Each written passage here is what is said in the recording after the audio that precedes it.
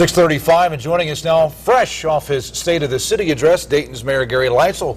Thank you, Mayor, for joining us this morning. Well, thanks for having me. I guess I'm a week early because of the royal wedding next week. Yes, we will have the royal wedding on usually our last Fridays with the mayor, but it'll be royalty. You get bumped out for royalty. Well, that's a good cause, I guess. But really, fresh off the speech, and we appreciate that because you nailed it down to five areas. But I want to jump to five if we can, because you're talking about reinventing Dayton. What do you mean by that, and how do we do that? Because we heard from Senator Brown this morning even saying it's a manufacturing community and it should remain as such. Well, I mean, there's no problem with having manufacturing here. This is one of our whole immigrant-friendly initiatives. You know, I grew up in England, and when I came to America, I saw America as a land of opportunity, even though I had been born here and I had an American passport. And I do realize that people coming here from foreign countries have a different vision. You know, America, they have the American dream. And they are 3 times more likely to succeed in a small business than a homegrown, person. So if we embrace these immigrants and these refugees and foreigners and have them come here and facilitate their success, that will drive the future. In 20 years, they're going to have family-run businesses and stuff like that, and many will succeed, and we can move in that direction too. At the same time, we're pushing for the technology jobs. I mean, we can't just focus on manufacturing. That's what killed us. So at last night's address, you briefly touched upon unemployment, and then our cameras caught up with Derek Forward, who is the NAACP president, who says violence and unemployment go hand in hand. And let's take a listen to what he had to say here, actually. As you know, for the past 4 or 5 days, we've probably had about 6 or 7 shootings. But how are we going to get these individuals jobs? That's our main concern. Your thoughts on it? Well, I addressed him at the event, and I said, I challenge you to educate young African-American men to become more entrepreneurial and more business-oriented, so that they don't fall under the category of unemployed, they become self-employed.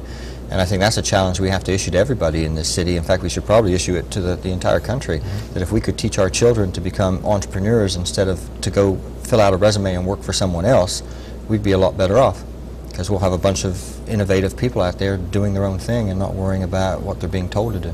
Some bright minds in this community. Absolutely, no absolutely. question. Right. You called on all of us to be more patient. It's not going to change overnight. Right. But in the gap, if you will, Mayor, keeping good people in Dayton, because we've got good people, but if they don't have work, they're not going to wait till that day comes. So how do we keep them in Dayton? How do we is it the education, and can they get backing from the city to improve their skills? Where does the city stand in supporting these small business ideas? Well, we show support to our universities and learning facilities more than we would show that to individuals. So we have funding available, or programs available through the universities for people to apply. I guess we could try to encourage people to take advantage of those programs more.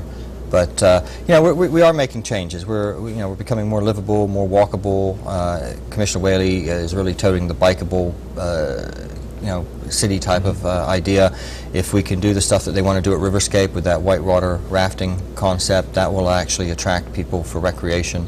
And we're getting a bunch of empty nesters coming back into the city. We've got housing options starting to appear again downtown. We're going to have some development. So another focus yesterday at the meeting was entertainment. If we can provide more entertainment downtown, then we'll attract more people, which would then drive house prices up, and a need for more housing, which would then attract businesses.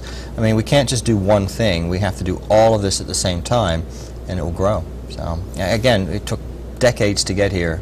It's going to hopefully won't take decades to get out of it, but it's not going to happen in 1 to 4 years. So. Well, an upbeat State of the City address from Mayor Gary Leitzell, and thank you for joining us this morning here on Early Call. I got to make a quick question though, because it is Earth Day. How is Dayton going green? Are we on track? We have LEED certified buildings. We got the award for being a bikeable friendly city. We're heading in that direction. We're doing the recycling. We're pushing for that. So I think we're in the right, Top 10 cities of the future from Financial Times this week. Right, all right, technology and all that. Mayor Leitzell, sorry we're out of time, but thank you. Appreciate you being with us. All right, thank you, Mayor. 6:40 now.